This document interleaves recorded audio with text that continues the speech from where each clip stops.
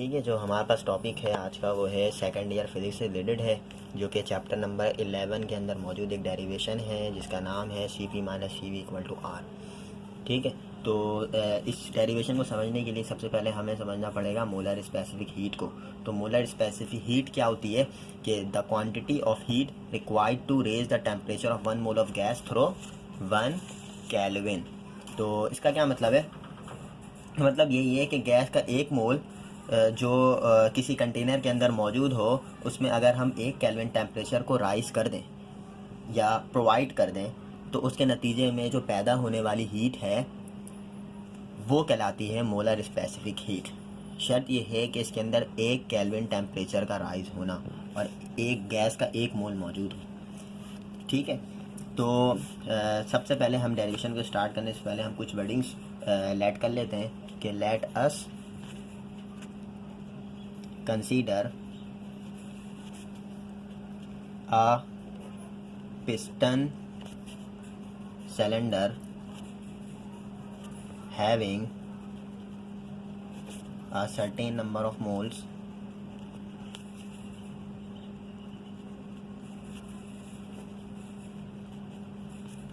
the cylinder is placed on a hot reservoir। हमारे पास हमें इसको समझने के लिए इसका क्या मतलब है कि let us consider a piston having a certain number of moles of gases the cylinder is placed on a hot reservoir. तो इसका क्या मतलब है? इसका मतलब ये है कि हमने एक पिस्टन सिलेंडर सपोज किया है और उस पिस्टन के जो सिलेंडर है उसके अंदर कुछ number of moles of gases मौजूद हैं, गैसेस के कुछ नंबर ऑफ मोल्स मौजूद हैं। तो और हमने उस सिलेंडर को क्या किया है, एक हॉट रिजर्वायर के ऊपर रखा है। हॉट रिजर्वायर क्या चीज़ है? हॉट रिजर्वायर को एक चूल्हे की मानंद ले लें या जहाँ पे आग लगी हो और सिलेंडर को हमने उसके ऊपर रखा है ताकि हम वहाँ से हीट प्रोवाइड कर सकें। वो इस तरह से देख लें कि ये एक सिलेंडर है, उस सिलेंडर में को हमने क्या करना है, हीट को प्रोवाइड करना है। और ये हमारे पास पिस्टन है, पिस्टन के ऊपर से हम कुछ प्रेशर अप्लाई कर रहे हैं। ठीक है, और ये हमारे पास गैस मौजूद है कुछ। तो जैसे ही हमने क्या किया, इसके अंदर हीट को प्रोवाइड किया, तो ये जो गैसेस थे ये आपस में एक दूसरे से टकराएंगे। चीज़ ये हो सकती है कि ये गैस आपस में टकराएं, उसके बाद ये गैस वॉल से टकराएं और उसके बाद ये गैस पिस्टन से टकराएं, और इसके नतीजे में क्या होगा, पिस्टन जो है वो अपवर्ड मूव करेगा। और जब पिस्टन अपवर्ड मूव करेगा तो वर्क डन परफॉर्म होगा। तो ये चीज़ किस वक्त ये चीज़ उस वक्त हो सकती है जब प्रेशर हमारा क्या हो, कांस्टेंट हो। जब हमने प्रेशर को अप्लाई किया है खुद से, सही है, और प्रेशर कांस्टेंट है। ठीक है, वॉल्यूम कांस्टेंट नहीं है क्योंकि वॉल्यूम चेंज हो रहा है। यहाँ पे पहले वॉल्यूम था V1, अब वॉल्यूम है V2, और इसके अंदर जो चेंज आएगा वो इतना चेंज आएगा डेल V। ठीक है, डेल V का चेंज है। ठीक है, उसके बाद हम एक फिगर बना लेते हैं। वो फिगर किसके दरमियान है? एक प्रेशर और एक वॉल्यूम के दरमियान में। तो प्रेशर और वॉल्यूम के दरमियान है।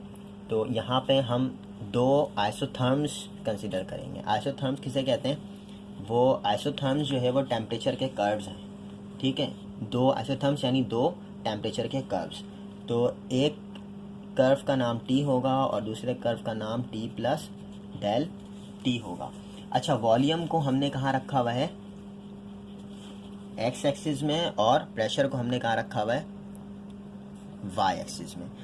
वॉल्यूम को एक्स एक्सिस में रखने का मतलब ये है कि वॉल्यूम जो है वो इंडिपेंडेंट है और प्रेशर क्या है? डिपेंडेंट है। वॉल्यूम इंडिपेंडेंट है, इंडिपेंडेंट वाली क्वांटिटी को हम क्या रखेंगे? एक्स एक्सिस में रखेंगे, और डिपेंडेंट वाली क्वांटिटी को हम प्रेशर को हम वाई एक्सिस में रखेंगे। डिपेंडेंट वाली जो क्वांटिटी है वो प्रेशर है, जो कि हम पे डिपेंड कर रही है। हम खुद इस प्रेशर को लगा रहे हैं इस पिस्टन के ऊपर।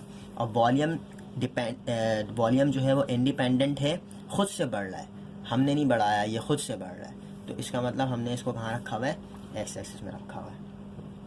ठीक है, उसके बाद जो हमारे पास पहला पॉइंट होगा वो है CP के ऊपर, molar specific heat at constant pressure के ऊपर है।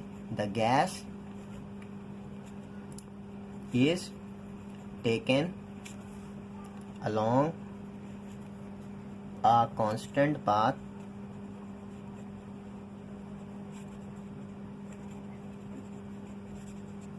A to B, जो कि CP है। ठीक है, A to B सपोज करने का मतलब ये था कि हमारे पास ये एक पॉइंट A है, ये एक पॉइंट B है और ये एक पॉइंट C है। ये एक पॉइंट A है, ये पॉइंट B है और ये पॉइंट C है। ठीक है, तो हमने यहाँ पे जो सपोज किया हुआ है वो A से B सपोज किया हुआ है, A से B। ये है molar specific heat at constant pressure.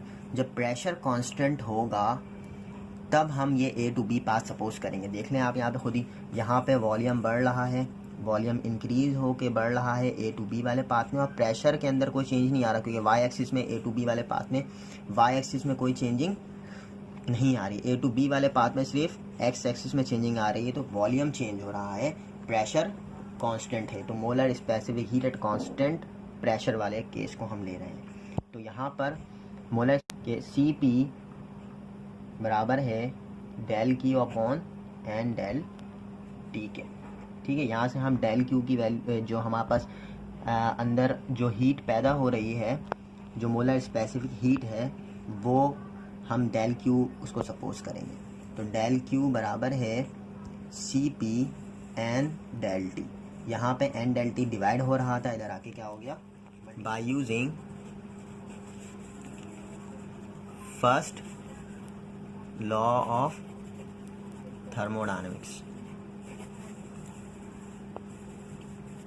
First law of thermodynamics क्या है कि डेल Q बराबर है del U plus del W के, और डेल U बराबर हो जाएगा del Q minus del W के।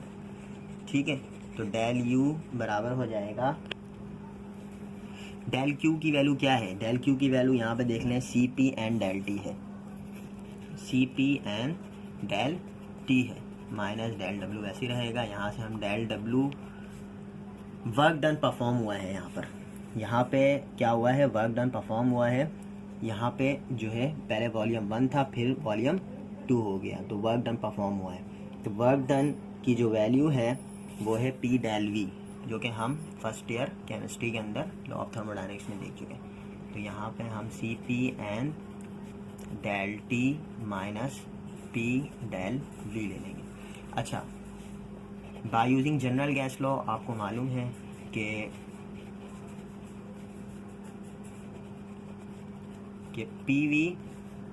PV किसके बराबर होता है, nRT के, ये आप पढ़ चुके हैं।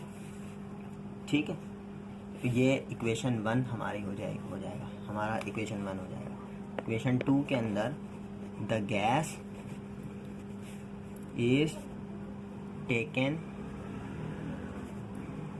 along a constant path A to C, ये होगा मेरा CV वाला प्रोसेस। ठीक है, molar specific heat at constant volume. जब वॉल्यूम कांस्टेंट रखेंगे तो इस कंटेनर के अंदर वर्क डन परफॉर्म नहीं होगा, वर्क डन नहीं होगा।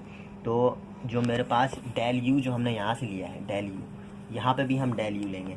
तो डेल U बराबर है del Q minus del W according to law of thermodynamics. यहाँ पे डेल Q की वैल्यू क्या होगी, डेल Q बराबर है एन CV डेल T। यहाँ पे जो हमने सपोज किया था कि डेल Q बराबर है CP एन डेल T, इसी तरह से यहाँ पे डेल Q बराबर होगा एन CV डेल T। ठीक है, तो यहाँ पे हम रख देते हैं एन CV डेल T, और यहाँ पे जो वर्क डन होगा वो 0 होगा, क्योंकि वॉल्यूम कांस्टेंट है, 0 हो गया। डेल U बराबर हो गया एन CV डेल T के, इक्वेशन 2 ये होगा। अब हम इक्वेशन 1 और इक्वेशन 2 को कंपेयरिंग करेंगे। कंपेयरिंग इक्वेशन 1 एंड इक्वेशन 2, यहाँ पे क्या होगा, जब कंपेयर करेंगे तो CP n del T minus n R T is equals to n C V del T, n C V del T. यहाँ पे क्या चीज़ कॉमन आ रही है, यहाँ पे एन और टी कॉमन आ रहा है, यहाँ पे भी एन टी कॉमन आ रहा है, एन टी कॉमन निकाल लेते हैं, यहाँ बचेगा सी पी माइनस आर, और यहाँ पे भी एन, इसको अलग कर लेते हैं, यहाँ सी वी बचेगा, यहाँ से एन टी कैंसिल होगा, और सी पी माइनस आर बराबर होगा सी वी के, यहाँ पे सी, इस आर को उधर भेज देते हैं और एक सी वी को इधर ले आते हैं, सी वी इधर प्लस में है, इधर आगे क्या हो जाएगा माइनस में आ जाएगा, और माइनस का आर उधर जाके क्या हो जाएगा प्लस का आर बन जाएगा। तो मेरे पास यहाँ पे ये चीज़ प्रूव हो गई, C P minus C V equal to R. तो अगर आपको कोई भी सवाल हो इस टॉपिक के हवाले से तो वो भी कमेंट में कर सकते हैं, और दूसरा ये है कि अगर आपको कोई टॉपिक नहीं समझ में आ रहा है तो आप वो भी कमेंट करें ताकि हम उस वीडियो को ताकि बना सकें आगे।